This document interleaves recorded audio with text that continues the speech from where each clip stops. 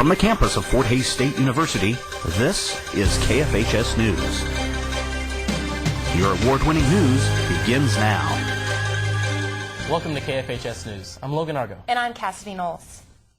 Earlier today, the student vote for the proposed athletic fee increase of $2 was concluded. If the fee is passed, it will bring it to a total of $7.48 per credit hour for the next fiscal year. The results of the student vote will be announced tonight at the weekly Student Government Association meeting.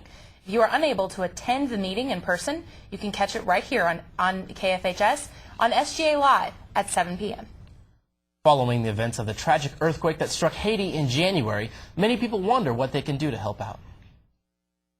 This week, Pierre Alexis, director of an orphanage in Port-au-Prince, spoke to students and faculty about the rebuilding effort in Haiti, the funding of the orphanage, as well as information on international adoption. We need to change the situation, but we need to influence the influencers. We need to raise people, children, that can go outside and teach people how to live, how to take care of their environment. Alexis will be opening tonight and tomorrow at St. Michael's Episcopal Church, located at 29th and Canal in Hays. On Monday night, the first televised debate between the candidates vying for Kansas's 1st District in the United States House of Representatives was right here at FHSU. All 8 candidates, 7 Republicans and 1 Democrat, were in attendance and answered questions ranging from health care reform to illegal immigration, and were given opportunities for opening and closing statements. The event was held in the ballroom of the Memorial Union and was sponsored by the Hays Area Chamber of Commerce and other organizations. After the debate, a reception was hosted for both candidates and anyone in attendance. Initial sponsors Erica Gillespie and Brendan Worth said getting all 8 candidates together wasn't easy, but they were happy with the outcome. Interested. Actually, the 2 of us had separate dates.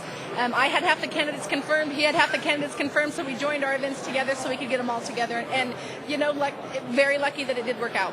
Been great to work with the chamber and the Fort Hays State campus and helping put this on. It's been a real successful event. I'm really excited about it. The primaries for the Kansas's 1st District will be on August 3rd, and the general election will be held on November 2nd. Congressman Jerry Moran currently holds this seat, but will be running for U.S. Senate in November. We first brought you a story concerning the pre-enroll system last week when many students were unable to enroll when they came to Hays, specifically for pre-enrollment day. This past Saturday, another pre-enrollment day was held. There were still minor difficulties with the system, but they are in the process of being fixed so incoming students will be able to pre-enroll in the future. You know, I wasn't able to pre-enroll. I actually came to Fort Hays a week before school started, so I don't think I was faced with those issues, but that does, it's kind of unfortunate. Yeah, I remember my freshman year pre-enrollment. It actually went pretty smooth. It was pretty nice. It's unfortunate they're having problems, but I'm glad they're getting them off work. Well, and I hope they stay here no matter what, so that's good. All right, well, your local sports is coming up next, but first, here's your community calendar.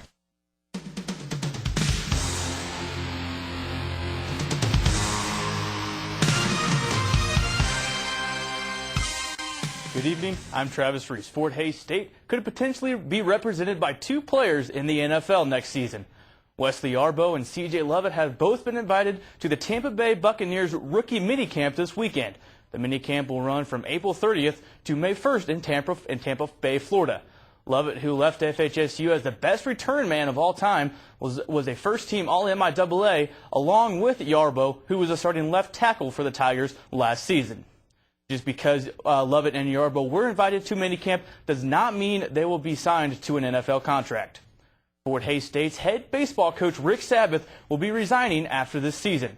Sabath is in his 4th season as head baseball coach and currently has an overall record of 118-95, including 2 30-win seasons in the past 3 years. Tigers have also made 2 MIAA tournaments in those 3 years and are poised to make it 3 out of 4 at the end of this season. Sabath spoke highly of the university in his comments, saying, quote, "I am very thankful for the opportunity to have been given to be head coach at Fort Hays State University." Sabath also commented on the end of the season, saying, quote, "I am completely focused on an outstanding finish to the 2010 season and wish the players and university the best in the future." Here's a look at the upcoming schedule for Fort Hays State Athletics. Baseball opens up its final series of the regular season this weekend. Tigers will travel to Truman for a 4-game series starting on Friday at 2 p.m. Series will continue Saturday with a doubleheader at 1 p.m. and finish on Sunday at 12 p.m. Softball will host their final homestand of the season this weekend. Lady Tigers will host 9th-ranked Emporia State on Friday for a doubleheader at 4 p.m. Then on Saturday, Washburn will be in town for a doubleheader at 2 p.m. Track and field will be busy this weekend as the team will have 2 meets between Saturday and Monday. On Saturday, the Tigers will be at the KSU Ward Haylet Invite in Manhattan. Then on Sunday and Monday, Fort Hays State will travel to Joplin, Missouri for the MIAA Multis. So a great opportunity for 2 Fort Hays players in football to go down and possibly be on an NFL team. It's been a while since a Fort Hays player has gone to the NFL.